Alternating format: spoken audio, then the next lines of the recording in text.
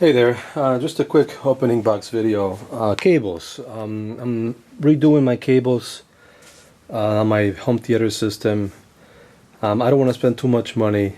I wanted something better than the cheap ones that you get at Best Buy and all the other stores, or the cheap ones that come with stereo audio equipment. These are from Crutchfield. Made by audioquest. It's probably one of the best cables they make, and these are probably like the bottom of the line that they have. These cables are called G-Snake. To be honest with you, I don't think they make them anymore. They're selling right now for $25 on Crutchfield with free shipping. So I bought five packages in there, two in a bag, two in a box, I'm sorry. Okay, and that's exactly what that is. I think the price is right, and these are very good quality cables. You can spend up to $400 or $500 for top of the line cable, but these are going to be good enough for me. I'm just going to open up the box just so you see what's in there. Nice things about those is that they are single. Sometimes when you buy cables, they're together, and if you're running different separate channels, you have to separate them. See, these are very nice, good quality, I think. I'll try to see if I can get this to focus, but not really. Nice braided cable here. Nice quality connection. And like I said, they're separate cables, so you can run them separately to different channels. You don't have to separate them. Come two in a box.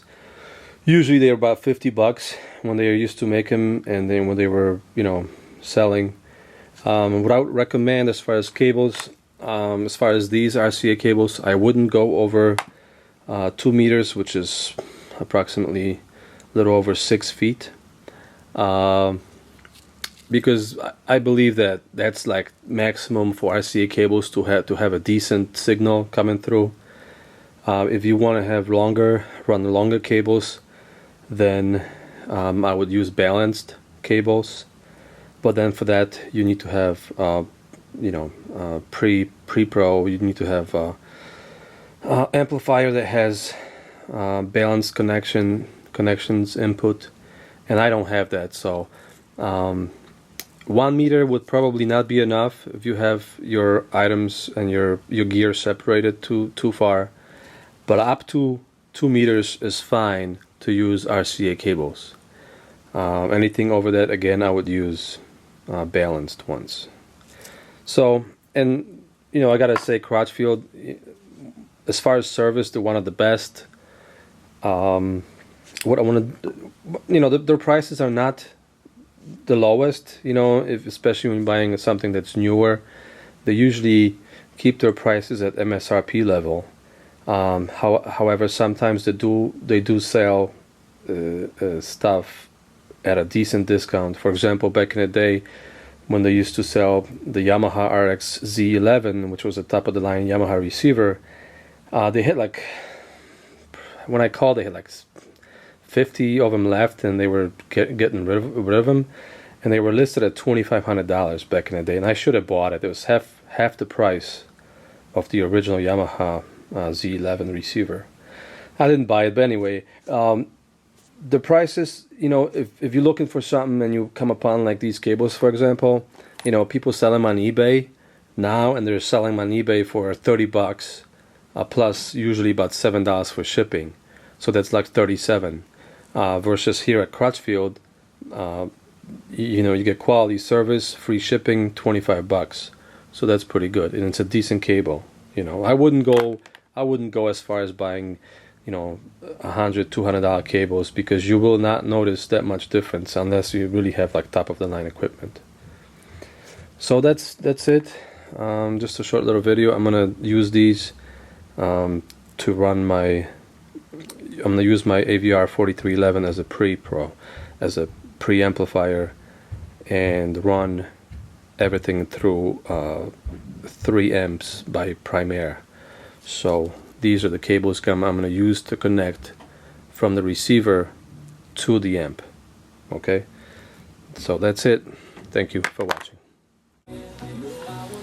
Hi there, just a quick video. I want to show you, I'm going to do one big video, combine all the segments. I'm going to record segments and then combine it into one longer video on how to basically connect the equipment and use the receiver as a preamp and connect the receiver into amplifiers. So I got the cables. The one thing that I would suggest you do, if you notice these cables here, they have arrows. Not all the cables have that, but they have arrows, and it tells you the direction of the signal, which basically, like this one goes this way, so this would come out of the receiver and this would go into the amplifier. So make sure you just follow the arrows when you connect. Also, another thing I would recommend, when you put these cables on, or install them, take some kind of like a sticker. You could write down on a cable itself too, but that sometimes tends to get erased by accident. So basically what you do is, like, the arrow where it goes into the amplifier, just put a sticker on it, like so, and mark it with a marker which channel you want to use this for. So I want to use it for front left, and so on. Mark all the cables.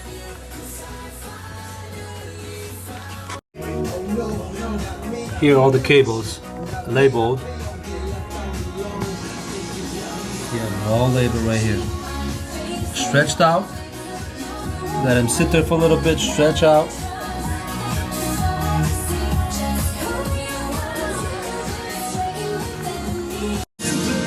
Yeah, I just want to show you one little trick. Turn the music down a little bit. One little trick I made here. I put in an extra shelf at the bottom, so if I want to do some work behind the receiver, what I do is I just pull this out, like so, set the receiver on top here, and that way I can work on it in the back. You know what I'm saying? So I don't have to actually take the whole thing out and work on it and then put it back in. I can just slide it out, set it over here, and then I have enough room in the back there where I can just work on the receiver. So just a little thing I did, just to kind of show you how it looks like. See, when I take this, I can take the receiver out, and then I have a whole bunch of room in the back to work on it. Alright, so that's what it looks like. Alright, I want to show you what the cable mess looks like after everything's been taken out. Alright, so I got nothing in there now. I'm going to work on it from ground up. Okay, just to show you, and this is what an empty space looks like. All I have now is just speaker wires, and I think that the lower shelf is where I'm going to put my amplifiers in, because they are very, very heavy, and I don't think that the upper shelf is going to be able to support that. So all the amps are going to go at the bottom shelf, and of course I have to come up with something with the heat distribution, because I know that area here is going to get really, really hot. Alright, so I have taken everything out. Just to show you what I've got, this is all the equipment that I have. Everything's going to be on the rack back there. Denon avr-4311, Denon Blu-ray player 4010, You got Klipsch RSA 500 subwoofer amplifier. Here you have three A30.3 primary amplifiers, 1, 2, and 3. Here I have a cooling fan, just to kind of give you an idea how it looks from the bottom. Looks kind of like that. The only thing I don't like about it is it actually shoots the air out towards the back, which in my case really doesn't, not a good thing. I would prefer if it shoot out the air through the front. But you can always flip it around. It's not going to look as nice, but you can flip it around. Panamax 4311. My PlayStation, PS3, the Apple TV, and then you get the latest generation Apple TV. So that's the whole thing. That I'm gonna maybe take a shot like from here. All right, so that's the whole thing that's gonna go back in the rack. I'm gonna show you just the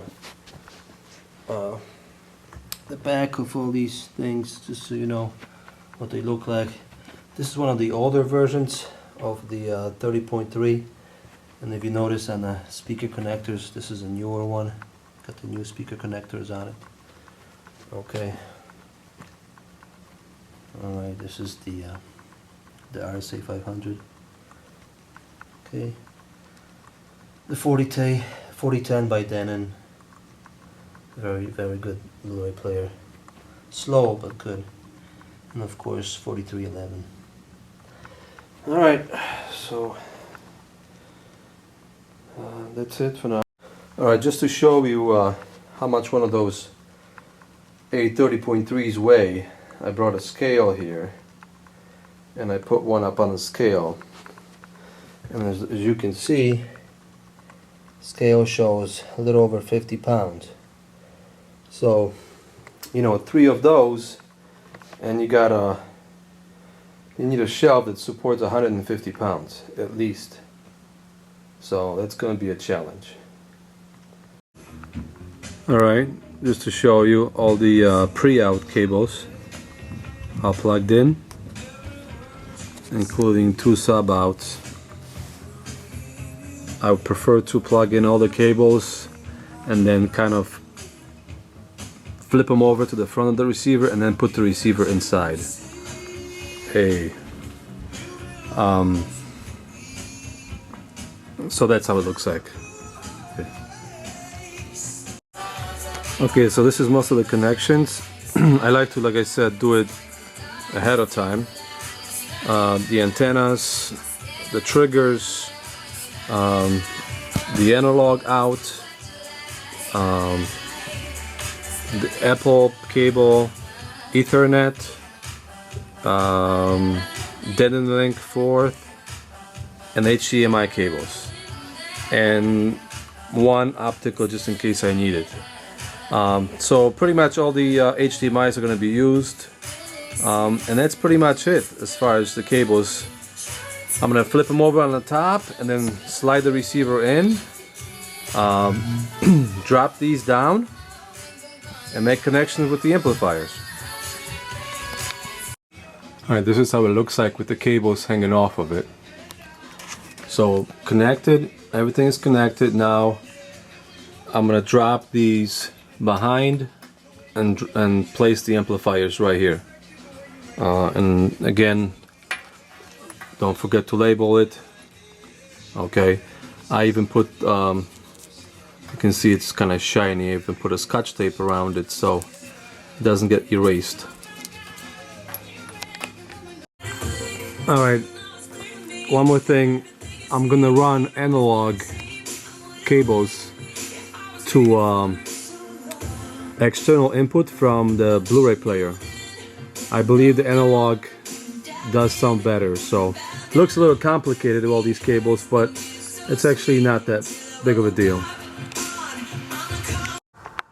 Alright, so this is amplifier number 1. As you can see, I have these are going to be the front channels, left, center, and right. and I had them color coded. You know, I got them as yellow. This is how it looks like in the back of first amp that's gonna go in the back.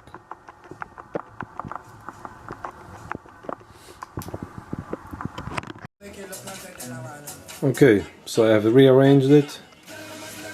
This is how it looks like now.